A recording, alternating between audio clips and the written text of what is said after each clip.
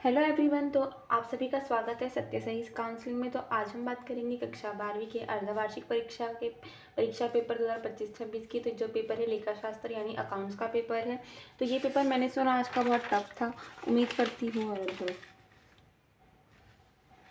चलिए बात करते हैं क्वेश्चन नंबर फर्स्ट की। क्वेश्चन नंबर फर्स्ट है हमारा, अंकित हर महीने के आखिरी दिन 1000 रुपये आहरण करता है। अगर ब्याज की दर 12% तो आहरण पर कुल ब्याज होगा। तो इसका आंसर है फर्स्ट 660 रुपये। नंबर 2, नए साझेदार के प्रवेश के बाद पुराने साझेदारों को किस अनुपात में लाभ का विवरण होता है। तो नंबर ए, पुराने लाभ अनुपात में। नंबर 3, निम्नलिखित में से किस वसूली खाते में अंतरित किया जाता है। ठीक है। तो नंबर 3, इसका आंसर है सी, बैंक अधिवृक्त। नंबर 4, सार्वजनिक कंपनी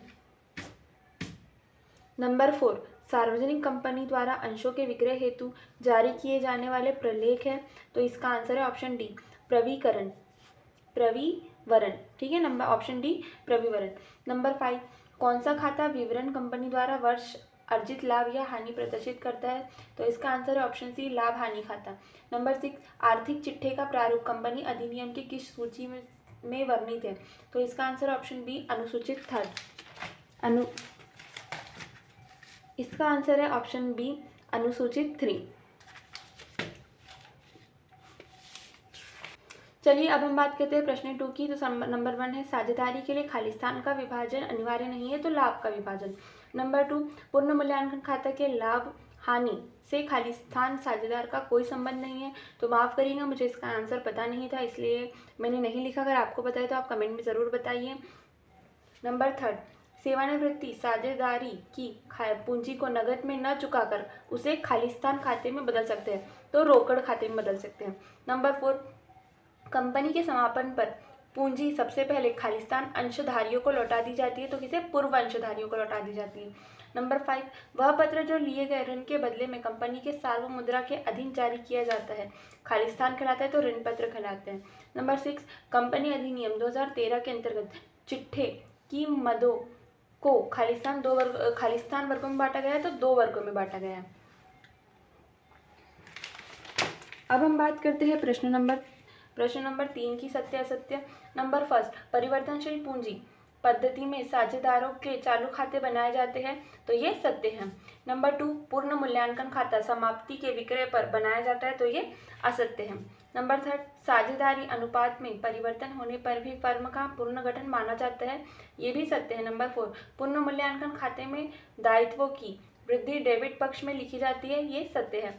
नंबर 5, 2 याचनाओं के मध्य न्यूनतम 2 माह का अंतर होता है, ये भी सत्य है। नंबर 6, ऋण पत्रों पर दिए जाने वाले ब्याज का भुगतान कंपनी के लाभों में से किया जाता है, ये भी सत्य है। ये सभी सत्य है, बाकी बस सेकंड वाला ही असत्य है।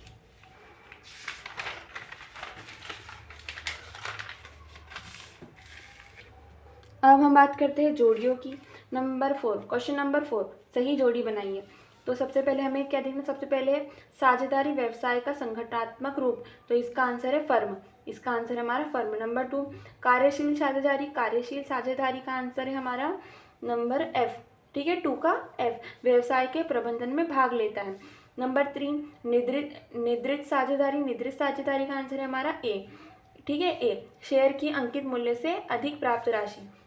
नंबर 4, अंश अधिमान का आंसर है हमारे पास जी क्या है हमारा, मांगी गई पर अधिप्राप्त न हुई राशि।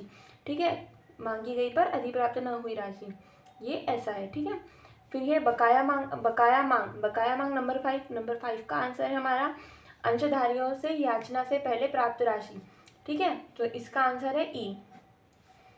अग्रिम मांग का क्या है हमारा आंसर, नंबर 6, अग्रिम मांग का आंसर है हमारा ऑप्शन डी। ठीक है, क्या है, अंशधारियों से वास्तव में प्राप्त राशि।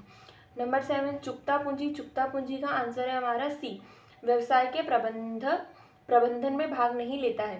ठीक है, ये हो गया हमारी जोड़ियां। अब हम बात करते हैं एक वाक्य में उत्तर की। तो एक वाक्य में उत्तर देना है हमें। नंबर फर्स्ट, साझेदारी संलेख की अनुपस्थिति में किस अधिनियम के प्रावधान लागू होता है। तो भारतीय साझेदारी अधिनियम 1932। नंबर 2, साझेदारी व्यवसाय में साझेदारों की अधिकतम संख्या कितनी है? तो 50 है। नंबर 3, जब नया साझेदार अपने हिस्से की ख्याति पुराने साझेदारों को निजी तौर पर देता है तो कौन सी प्रविष्टि होंगी? तो कोई प्रविष्टि नहीं होंगी। नंबर 4, फर्म की लाभ सूजन क्षमता का मूल्यांकन किसके माध्यम से किया जाता है? तो ख्याति के माध्यम से किया जाता है। नंबर 5, साझेदार के अवकाश ग्रहण करने पर उसे देय राशि से अधिक राशि का भुगतान क्या कहलाता है? तो प्रीमियम या ख्याति का भुगतान कहलाता है। नंबर 6, कंपनी की स्थापना करने वाले व्यक्ति को क्या कहा जाता है? तो उसे प्रवर्तक कहा जाता है। नंबर 6, ऋण पत्र द्वारा दिए गए ऋण की प्रकृति कैसी होती है? तो सुरक्षित या असुरक्षित ऋण होता है। ठीक है, उसमें आप समझ गए होंगे। तो आप सत्य सही काउंसलिंग को सब्सक्राइब कीजिए। Thank you so much for watching.